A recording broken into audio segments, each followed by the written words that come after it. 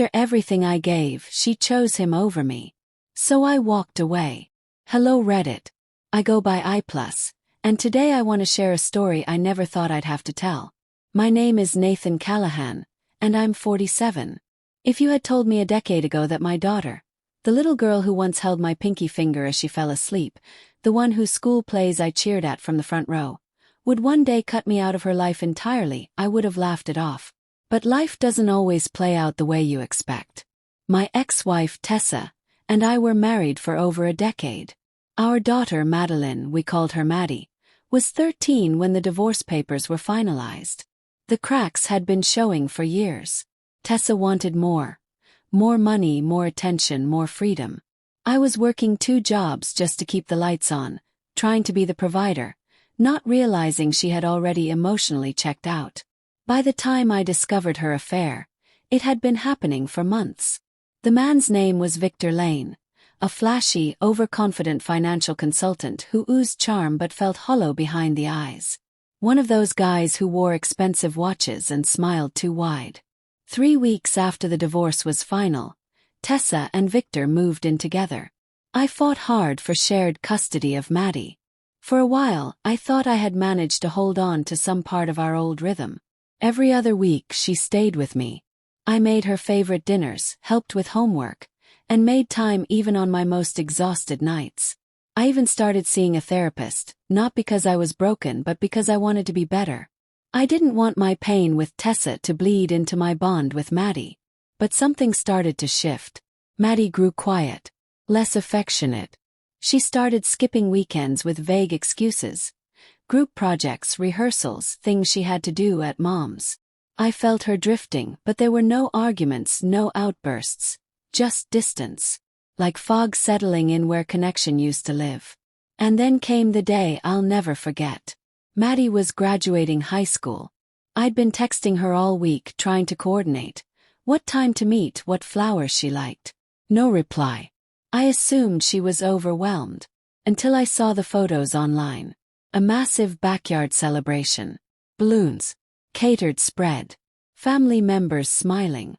And Victor, standing beside her, arm around her shoulder, wearing my grin like he earned it. Maddie had captioned the photo. The 2 people who've always believed in me. She didn't mention me. Didn't invite me. Didn't even acknowledge I existed. I didn't crash the party. I didn't confront her. I sat in the parking lot of a grocery store with a bouquet I never got to give her and cried the kind of cry that cracks you open. The kind you haven't felt since you were a child. Deep, primal grief. I had lost my daughter. Not to death. To deception. Later my sister, who still spoke occasionally with Tessa's family, filled me in on what had been happening behind the scenes. Turns out, Tessa had rewritten the story of our marriage. She told Maddie I walked out. That I was emotionally distant. That I cheated first. She painted me as the villain while Victor played hero. Maddie believed it. Still, I didn't give up right away. I sent birthday gifts. Left voicemails. Tried to keep a small flame lit. But it was never reciprocated. Until her 21st birthday. Called. She answered. Her voice was cold. Victor is the only real dad I've ever had. You were just there. I didn't argue. Didn't yell. I just whispered. Okay. And hung up. That was the last time we spoke. In the years since, I've rebuilt. I remarried 2 years ago to a wonderful woman named Tanya, who has 2 sons of her own. I was cautious at first, but those boys accepted me, completely. Ironically, they welcomed me more warmly than my own blood ever had. Then, just last month, a letter arrived in the mail. From Maddie. 5 pages, handwritten. She began with, "Dad, if it's still okay to call you that." That line alone knocked the wind out of me. I stopped reading. Not out of anger, but because I needed time. Time to let that sentence settle. Because if she had to ask, it meant she'd already spent years erasing me. When I finally read the rest, I learned the truth. Victor had been arrested for embezzlement. Nearly $400,000 stolen from clients. One of those clients happened to be the father of Maddie's college roommate. That's how she found out. Then came the recordings. Wiretaps. Jailhouse phone calls. Whispers between Victor and Tessa that Maddie uncovered when she started digging. And finally Tessa confessed. It was the only way I could get even, she said. He ruined me. I just wanted Maddie to love someone better. That broke me. Because if she thought Victor was better than me, then she never knew who I truly was. I wasn't perfect. I missed a few dance recitals. I snapped when I was overtired. But I never gave up. Never walked away. I fought for Maddie when it would have been easier to let go. I sacrificed everything. My pride, my peace, my money to stay in her life. And Tessa turned that love into a weapon. She used our daughter as ammunition.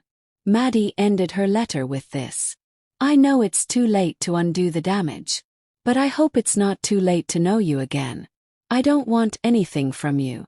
Just a conversation. I want to hear your side for once. I let that letter sit on my desk for 3 weeks. I read it every day. Some mornings it made me cry. Other days I wanted to burn it. But mostly I just stared at it, remembering the man I used to be. The father I tried to be. Eventually I wrote back. Just a few words. Maddie, I got your letter. I want to believe you're sincere. Really do. That's where I left it. For now. Because healing doesn't happen overnight. And trust, once shattered, takes more than apologies to repair. But maybe, just maybe, this is the beginning. Not of the relationship we used to have, but of something new, something honest, something earned.